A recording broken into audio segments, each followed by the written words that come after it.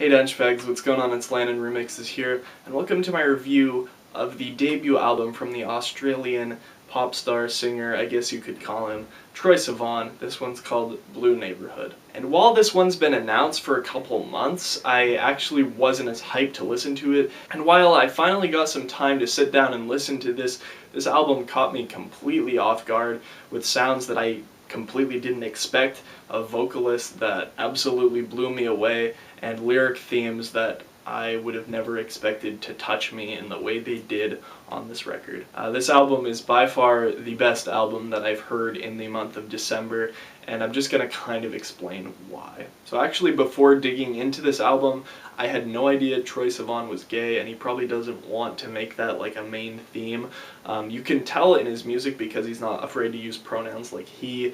There's the track For Him on this record, which is the only one written in lowercase. And as a Christian, themes like this have always kind of pushed me away, but Troye Sivan takes it off in a direction that I completely didn't expect. I originally found out about him from the track Paper Cut by Zed, and if you guys remember my Zed review, that was one of my favorites from the record, and I thought his vocals were very strong. And when I heard he finally had an album coming out, not even knowing he was a YouTube celebrity, I wanted to get in and dig into this thing. Using my further research and listening to this album just 2 times, I'm already a new fan, and this one's fantastic. And while this one, for a large part, is pretty standard synth pop kind of music, this one has appeal to so many audiences, especially me, and I think every devout Christian that is at least subscribed to my channel, maybe from my Hillsong United review or whatever, should definitely check this album out, because there are a lot of heavy lyrical themes that I think we should be noticing,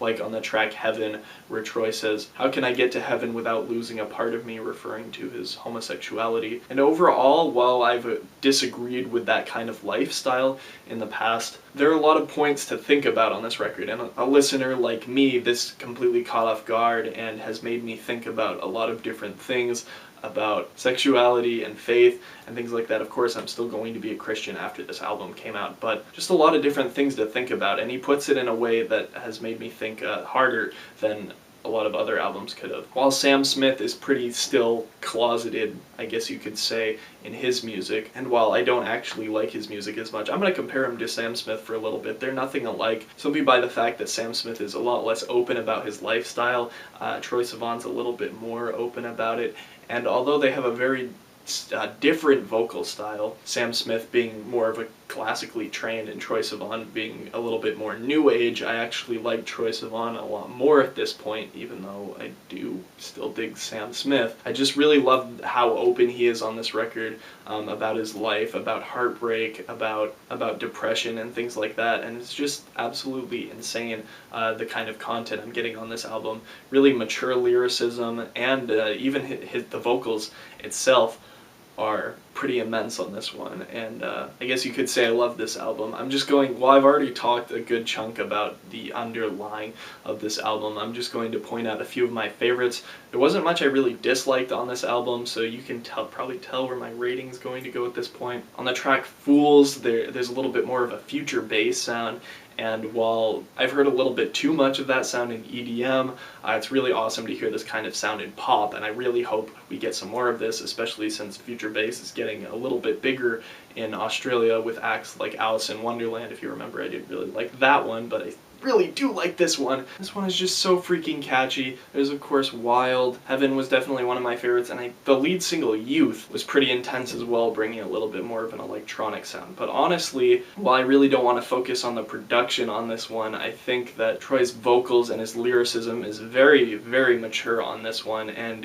completely caught me off guard. So definitely my favorite album that's come out this month, and if I wasn't cutting off my top 10 albums of the year in December, this would probably be on my top 10 of 2015. So maybe this one could make my top 10 of 2016, but we'll see where it goes. We'll see what the year in music's like.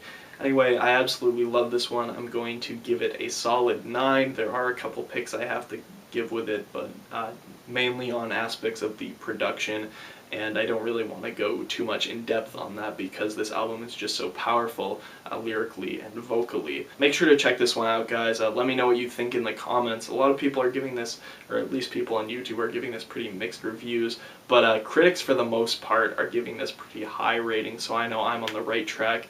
I really understand what they're trying to put out there and read a few reviews before I listened to it the second time and absolutely agreed that this album is a very mature freshman record, and I really am looking forward to the future of Troye Sivan. Anyway, I hope you guys enjoyed this little review by me. I'll see you guys later. Peace.